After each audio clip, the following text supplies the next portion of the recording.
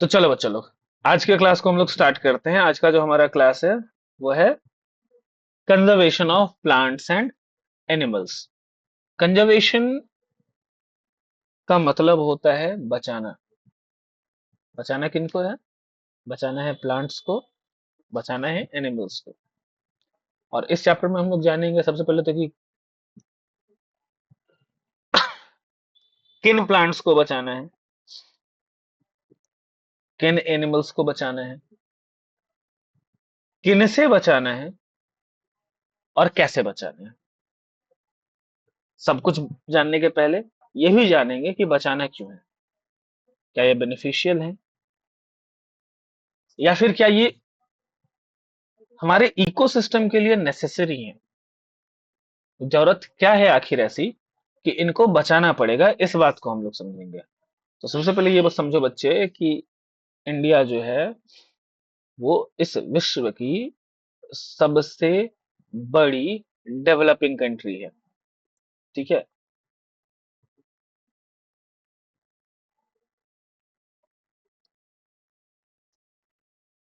ठीक है निकेत, हम मैसेज पढ़ लिया, हम तुम्हारा वो स्क्रीनशॉट भी जो है वो मेरे पास नोटिफिकेशन आ गया, हम देख लेंगे उसको और अपडेट भी कर देंगे।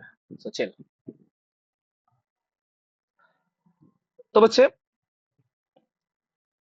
इंडिया से बड़े जो बाकी देश हैं वो ऑलरेडी डेवलप्ड हैं। इंडिया सबसे बड़ी डेवलपिंग कंट्री है। क्या डेवलप हो रहा है हमारे यहाँ? इंफ्रास्ट्रक्चर डेवलप हो रहा है हमारे यहाँ, जॉब्स आ रही है हमारे यहाँ, लिविंग स्टैंडर्ड जो है वो इम्प्रूव कर रहा है, और पॉपुलेशन तो ऑलरेडी हम लोग टॉप पे है। सो काफी सारी चीजें बदल रही हैं। अब नेचुरली इंडिया जो है ये काफी डाइवर्स फॉरेस्ट इकोसिस्टम रखता है अपने पास।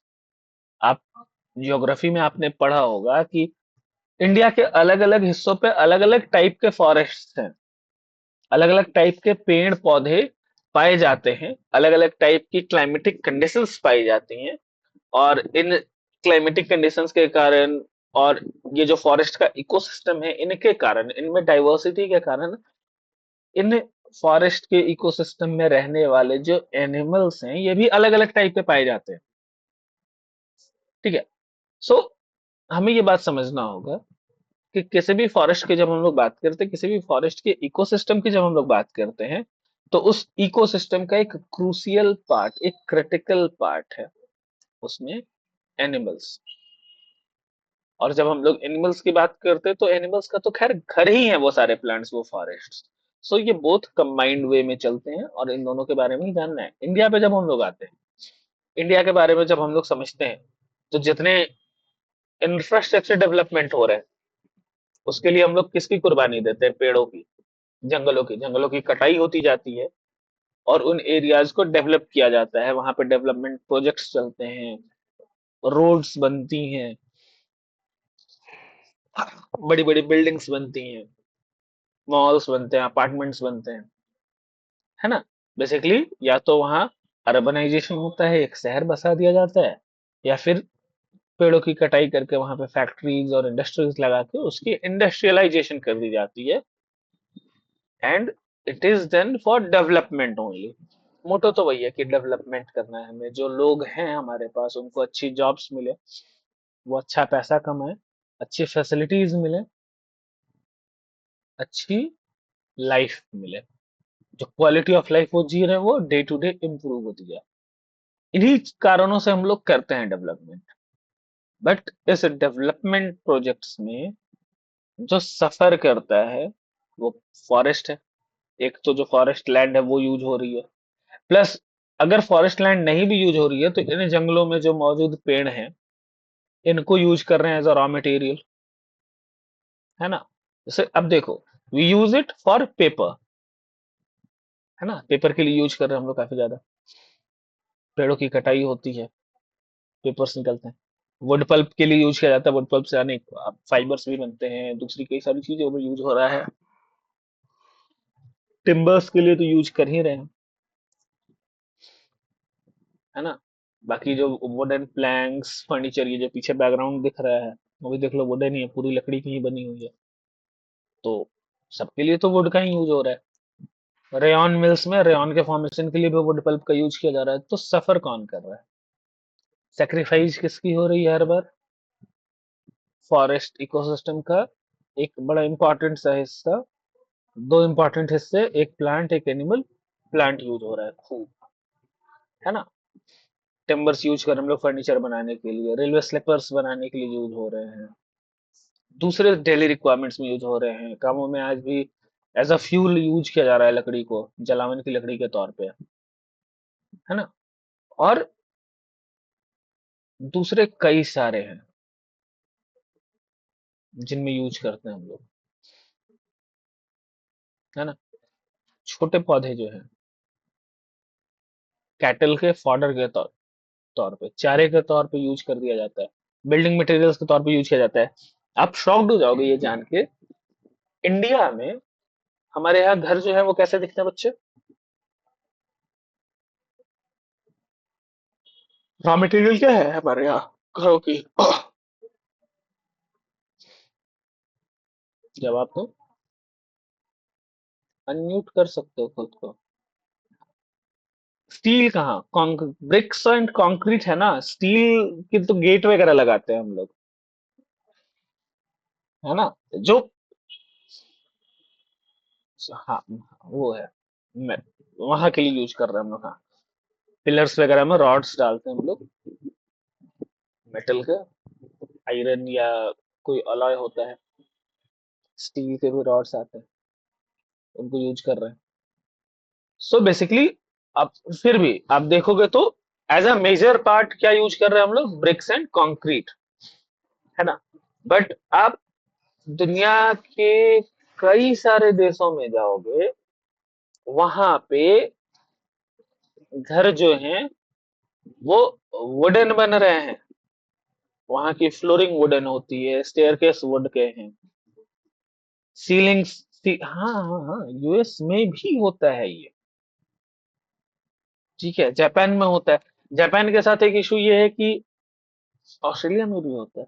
जापान के साथ एक इशू ये है कि वो पूरा अर्थक्वेक प्रोन एरिया है, तो वहाँ भूकंप सुनामी जैसी चीजें जो हैं वो होती रहती हैं।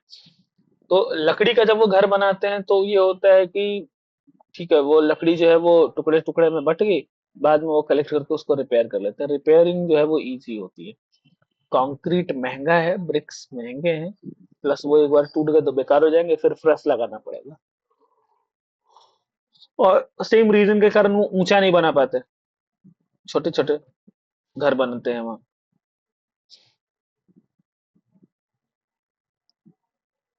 सो क्या हो रहा है वहां कि वुड को यूज कर रहे हैं बिल्डिंग मटेरियल के तौर पे। आप इमेजिन करो, आप जिस घर में रह रहे हो उस घर के सारे फ्लोर्स जो हैं वो वुड के बने हो, सारी वॉल्स जो हैं वो वुड की बनी हो, है ना। कैसा होगा? देखो इंडिया में अगेन ग्लोबलाइजेशन के अपने फायदे और नुकसान है। हमारे यहाँ देखो, हम लोग ब्रिक्स के घर बनाते हैं, उसके बाद वुड का वॉलपेपर लगा देते हैं, वुडन वॉलपेपर लगा देते हैं कि अच्छा लुक आएगा। वहां लोग क्या करते हैं? वुड की वॉल बनाते हैं, ब्रिक का वॉलपेपर लगा देते हैं कि अच्छा लुक आएगा। यूज तो कर रहे हैं फिर भी वो वुड को, फॉरेस्ट से लकड़ियां कट के आ रही हैं, तभी वो उतने सारे लकड़ियां जो हैं वो एज अ प्लैंक या एज अ बुली यूज हो पा रही हैं, है ना। आगे मेडिसिन में यूज हो रही हैं या दूसरे छोटे प्रोडक्ट्स में यूज हो रही हैं। अब देखो, छोटे छोटे जो चीजें हैं, या आप कहोगे सर पेपर तो इंपॉर्टेंट है, मेडिसिन इंपॉर्टेंट है, रेयन कपड़ा के लिए चाहिए हमको, तो वो भी इंपॉर्टेंट है, इंपॉर्टेंट है बच्चे। But the problem is that कि हमारी पॉपुलेशन बढ़ती जा रही है, जो ग्लोबल पॉपुलेशन है वो लगातार बढ़ रही है, इंडिया की पॉपुलेशन लगातार बढ़ रही है। और ऐसे में क्या हो रहा है? पॉपुलेशन जब लगातार बढ़ती जा रही है तो ये जो छोटी छोटी यूजेस हैं ये भी तो बढ़ रही है ना। जलावन की लकड़ी के तौर पे यूज कर रहे थे, एक वक्त था इंडिया की पॉपुलेशन 50 करोड़ की थे, तो मान लो 50 करोड़ जो लोग हैं, 5 लोगों का एक परिवार है तो 10 करोड़ परिवार होंगे, है ना? 10 करोड़ परिवार में लकड़ियां जल रही हैं। अभी 141 करोड़ है। 140 करोड़ भी मान के तुम अगर कैलकुलेट करोगे, कितनी फैमिली हो जाएंगी?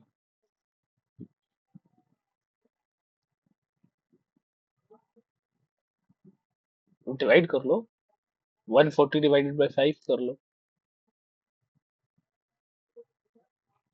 कितनी? 28 करोड़ फैमिलीज। तो हो गया ना जी, अप्रोक्सीमेटली ट्रिपल हो गया यूज। वो एक ही एक लकड़ी यूज कर रहे थे, ठीक है, एसेंशियल है इसलिए यूज कर रहे हैं, बट क्या हो गया कि पॉपुलेशन बढ़ा तो यूज बढ़ गया। वो इतनी पॉपुलेशन बढ़ी तो इतनों को एडजस्ट होने के लिए सोचो कितने पेड़ काटे गए होंगे। आप जिस विद्यालय में जाते हो, अगर आपको याद है, तो आपको याद होगा कि उस विद्यालय के आसपास ना घने घने पेड़ हुआ करते थे। जहां वो चौड़ी सी सड़क आपको दिखती है अब, 8 लेन वाली, वो सड़क पतली हुआ करती थी और उसके अगल बगल पेड़ों का एक पूरा भंडार हुआ करता था। याद है किसी बच्चे को? अब नहीं है वो, है ना? डेवलपमेंट हुआ है डेफिनेटली। वो पेड़ जब तक थे तो वहां की जो लैंड थी उसकी प्राइस कम थी, है ना? वो एरिया सिक्योरिटी रीजन से भी उतना सेफ नहीं था, है ना? लोग वहां बिजनेस नहीं कर पा रहे थे। आज वो एरिया क्या है कि सबसे ज्यादा डेवलपमेंट होने वाला एरिया हो गया है। आपको वहां जमीन लेनी है तो करोड़ों खर्च करने पड़ेंगे, फिर भी शायद जमीन ना मिले। बट अगेन, लॉस तो हुआ, एक अच्छा खासा फॉरेस्ट इकोसिस्टम जो वहां था उसका तो लॉस हुआ, है ना?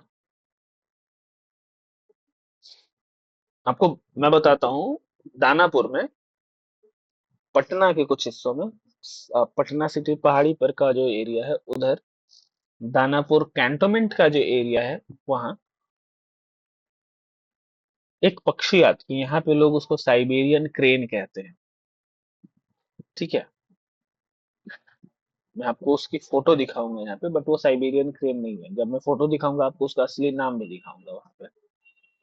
बट आप ये समझो कि ये बर्ड्स जो हैं, ये हमारे यहाँ जब मानसून एंटर कर रहा होता है ना, उसके 10-15 दिन पहले ये approximately 5 to 6 thousand kilometres fly करके आती हैं यहाँ आपके शहर में, एग्स ले करती हैं, मेटिंग करती हैं, एग्स ले करती हैं।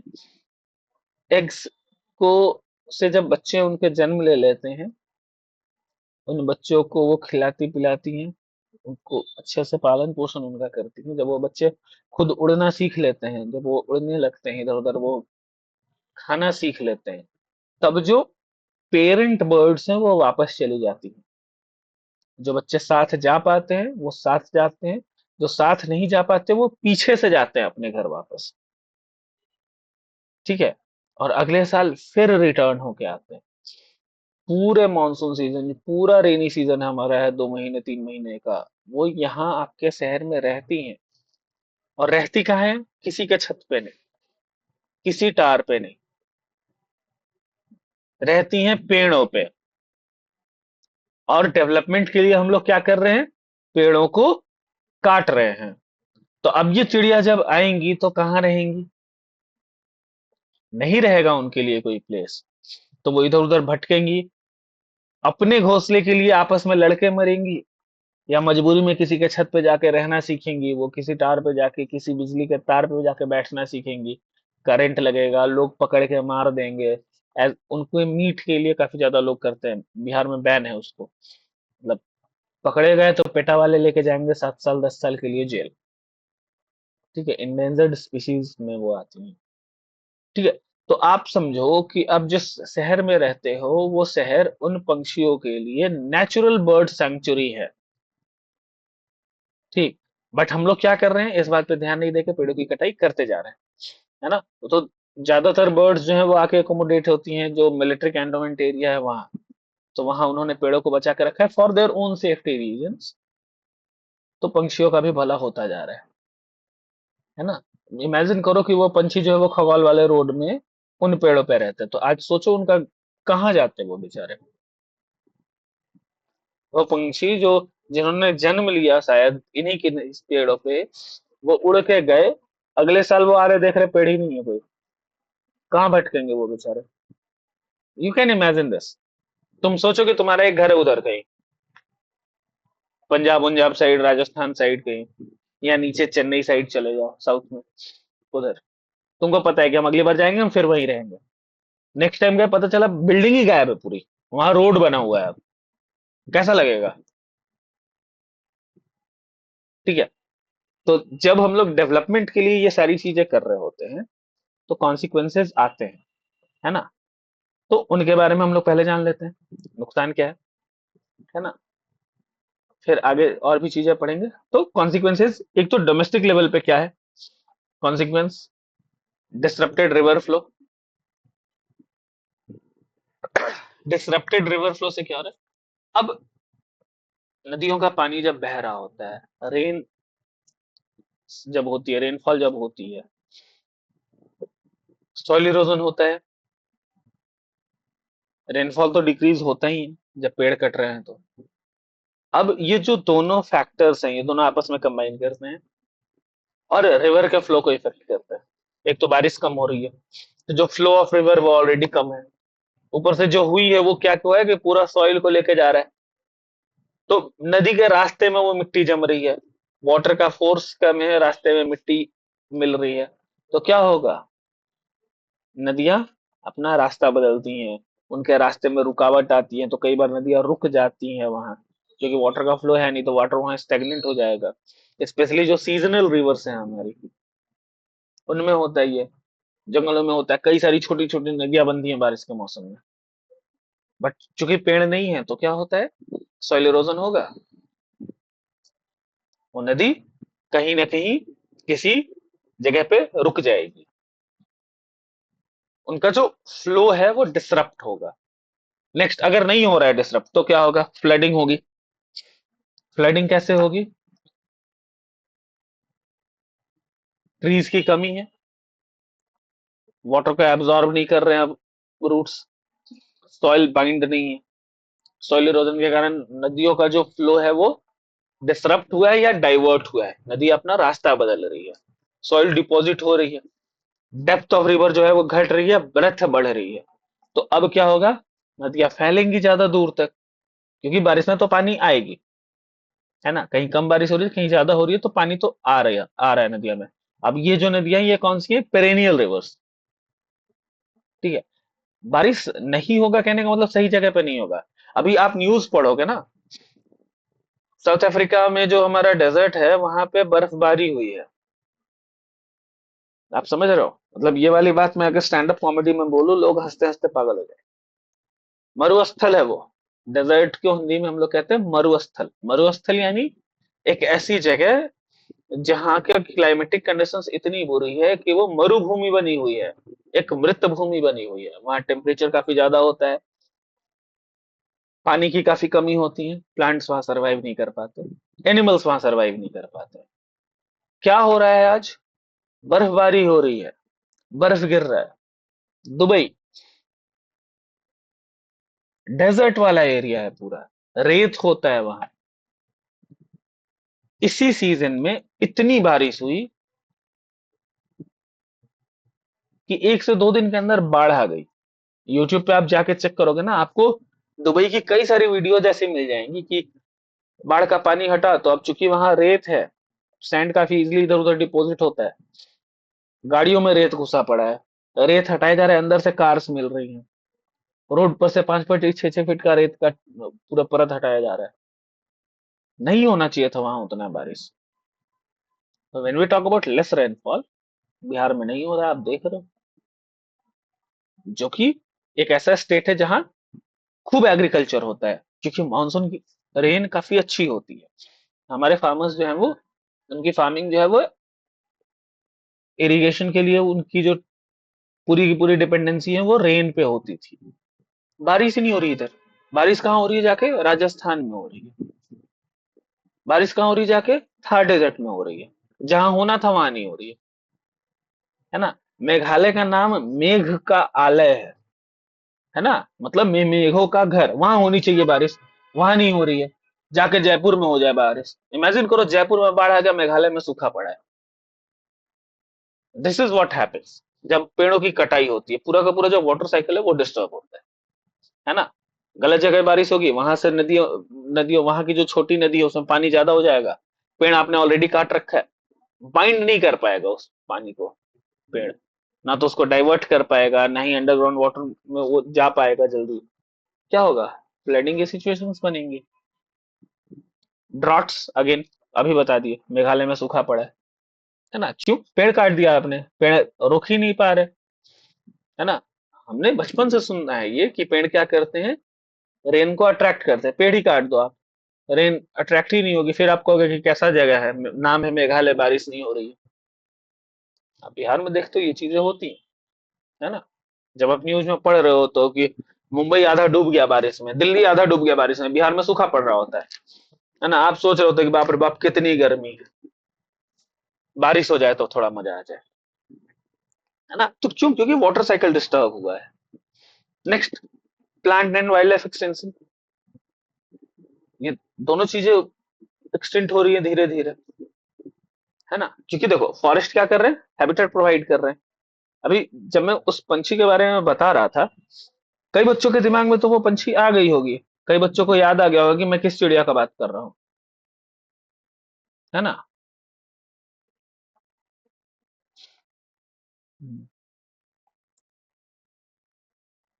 आप समझ गए होंगे। अब इमेजिन करो कि ऐसे ही जिस स्पीड से पेड़ों की कटाई हो रही है, ठीक है, जिस स्पीड से इन पेड़ों की कटाई हो रही है, अगर वैसे ही ये मेंटेन रहा तो क्या होगा? वो जो बर्ड है, जिसको जनरली यहाँ पे लोग साइबेरियन क्रेन या जांघिल कहते हैं, याद है किसी को जांघिल?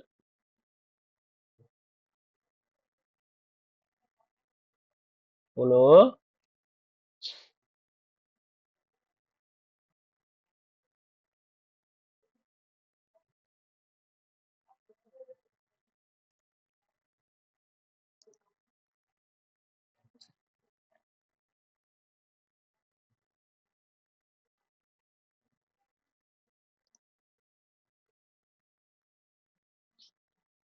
हम दिखाते हैं तुम लोग को फोटो, हम बस सर्च ही कर रहे हैं उसको। उनको मिल जाए गूगल पे कोई ऐसा बढ़िया वाला फोटो तो दिखा दें तुम लोग को नाम के साथ। मेरे फोन में है बट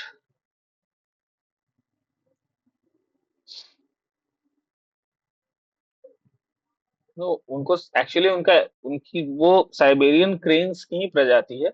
बट हमारे यहाँ जो आती है वो एक्चुअल साइबेरियन क्रेन्स में ना, हमारे पास आती हैं शायद व्हाइट स्टॉक्स।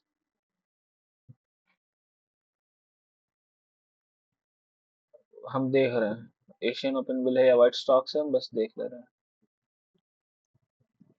सभी उसी फैमिली की है।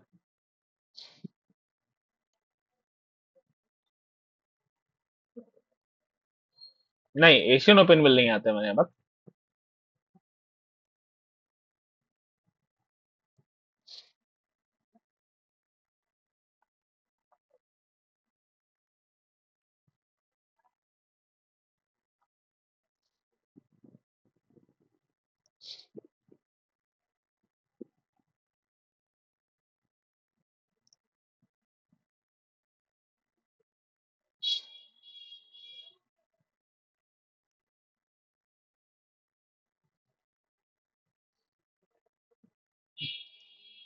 कहाँ गया? रुक जाओ रुक जाओ रुक जाओ तुम लोग।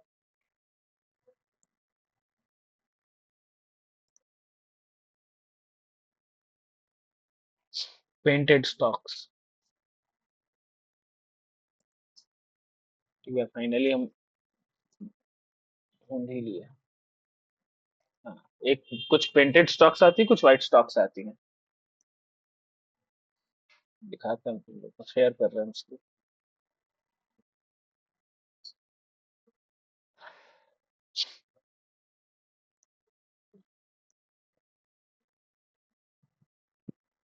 देख लो,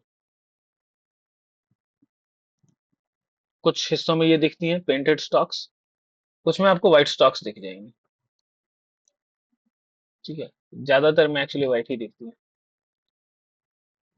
अब आप इमेजिन करो कि ये जो बर्ड्स हैं, ये आए पटना में, बट नेचुरल जो इनका हैबिटेट है वो इनको मिले ही ना, क्या होगा फिर? धीरे धीरे तो एक्सटिंक्ट करेंगे ना ये, क्योंकि जिस घर की उम्मीद में ये अपना एक्चुअल वाला घर छोड़ के आए, वो घर इधर है ही नहीं अब। तो दिस कैन बी प्रॉब्लमैटिक, है ना? तो किस तरीके से प्लांट्स और एनिमल्स एक्सटिंक्ट होते हैं वो समझते हो आप? जंगलों की कटाई करके जंगलों में जब प्रोजेक्ट स्टार्ट कर दिए जाते हैं, तो उन जंगलों में रहने वाले वहां का जो जिन जानवरों का वो नेचुरल हैबिटेट था, वो कहीं माइग्रेट करते हैं, फिर से स्ट्रगल करते हैं, और जनरली वो सरवाइव नहीं कर पाते, एक्सटेंट हो जाते हैं, है ना? वल्चर्स देखे हैं आपने? गिद्ध, सबने देखा है गिद्ध।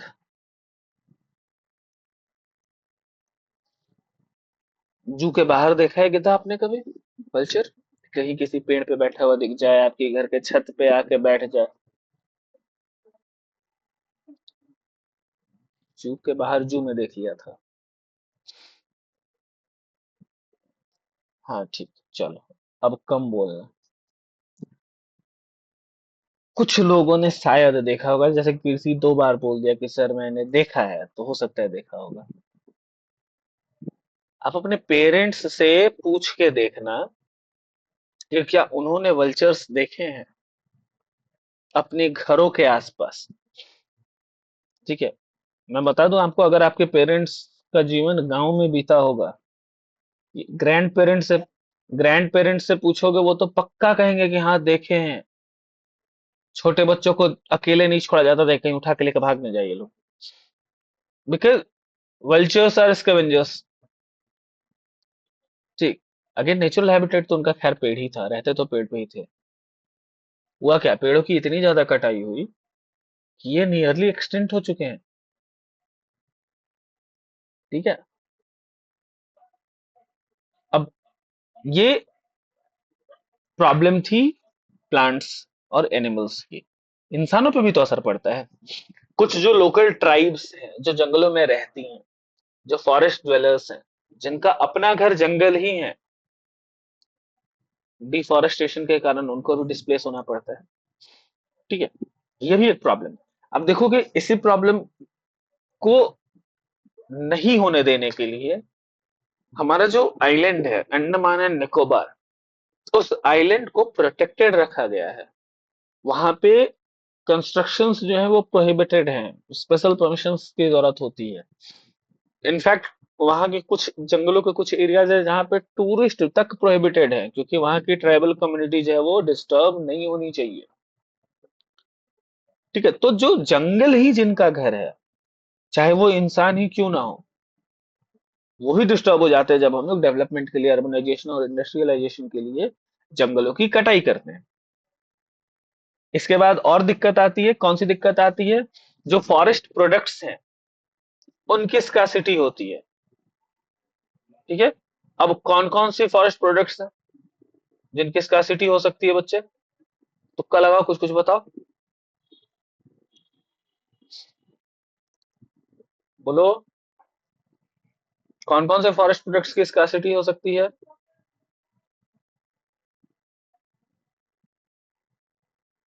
वुड की, ठीक है।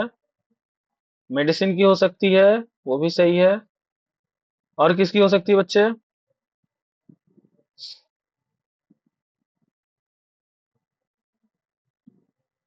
फ्रूट्स, हाँ फ्रूट्स की भी हो सकती है, कोई दिक्कत नहीं, वो भी सही है। और किसकी बोल रहे हो?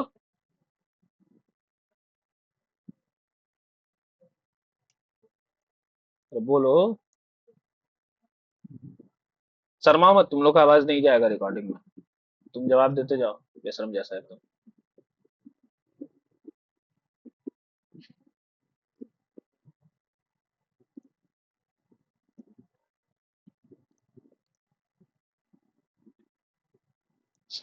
ऑक्सीजन, हाँ ऑक्सीजन तो है, काफी इंपॉर्टेंट है, जिसकी कमी हो जाती है। और कोई? देव नहीं बोल रहा है आज, देव बताओ।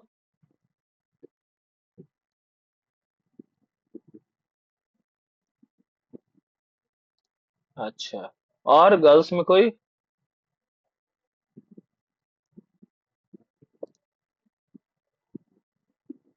कोई बालिका जिसको याद हो कुछ, जो बता पाए कुछ? कोई है? सब छुट्टी मनाने चली गई। चल, ये तुम लोग के बुक का ही पिक्चर है ना? कॉन्सिक्वेंसेज ऑफ डिफॉरेस्टेशन, यहाँ से आपको क्रक्स में मिल जाएगा। अच्छा, ये डोमेस्टिक कॉन्सिक्वेंसेज थे, डोमेस्टिक लेवल पे ये नुकसान हो रहे थे। ग्लोबल लेवल पे क्या क्या नुकसान हो रहा है? क्लाइमेटिक चेंज पूरी दुनिया झेल रही है ना? अभी जो हम दुबई का एग्जांपल दे रहे थे, थार डेजर्ट का जो एग्जांपल दे रहे थे, ये सब कुछ क्या है? क्लाइमेटिक चेंज है। और ये कितना ड्रास्टिक है, ये इमेजिन करो कि डेजर्ट में बर्फ गिर रहा है, डेजर्ट में बाढ़ आ रही है ना? तो ये जो क्लाइमेटिक बेल्ट्स में शिफ्ट है पूरी दुनिया में, ये डिफॉरेस्टेशन उसका एक रीजन है। ठीक है। समर्स जो है वो हॉट होती जा रही हैं, कई जगह पे रेनफॉल डेफिसिट होता जा रहा है, कई जगह पे रेनफॉल जो है वो ज्यादा हो रही है। विंटर्स का हाल देख लो। आज 11 नवंबर है बच्चे।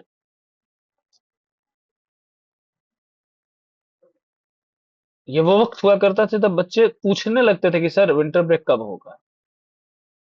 और अभी आप half T shirt half shirt, या हो सकता है कि टी शर्ट और शर्ट भी नहीं पहना होगा आपने, आप अपने घर पे एकदम कंफर्टेबल जोन में बैठे हुए हो, क्योंकि मौसम ही नहीं आया ठंड वाला। फैन ऑन करके बैठे हुए, एग्जैक्टली। ठीक है। डेजर्टिफिकेशन हो रहा है, जहां से जंगलों की कटाई होती जा रही है, वो जगह जो है वो सॉइल इरोजन हो जा रही है, जो फर्टाइल लेयर ऑफ सॉइल है वो हट जा रही है, रॉकी लेयर्स बच जा रहे हैं। तो वो धरती जो है, वो फर्टाइल लैंड जो है, जो वहाँ बढ़िया सा जंगल हुआ करता था, वो अब डेजर्ट जैसी हो जा रही है। डेजर्ट्स का फॉर्मेशन होते लग रहा है वहाँ। ठीक है। कई सारे ग्रीन हाउस गैसेज हैं, लाइक नाइट्रस ऑक्साइड है, अर्थ के एटमॉस्फेयर के आसपास एक्यूमुलेट हो जा रहा है डिफॉरेस्टेशन की वजह से। अब ये गैसेज जो है, ये क्या करता है? ओजोन लेयर जो कि प्रोटेक्टिव शील्ड बनाता है, कई तरीके से हमें प्रोटेक्ट करता है, उसको हटा देता है, उसको डिप्लेट कर देता है। तो अब इन सारी चीजों से क्या हो रहा है बच्चे?